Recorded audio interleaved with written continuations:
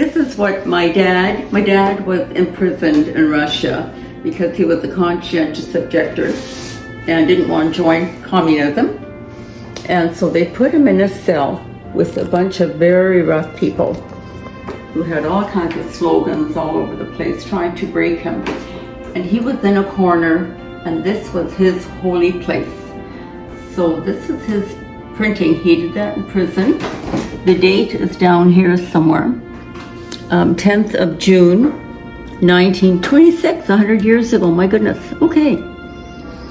And it is Schmeckt und sehet, wie freundlich der Herr ist. Taste and see how good is the Lord. And that's Psalm 34, verse 8 or 9. Yeah.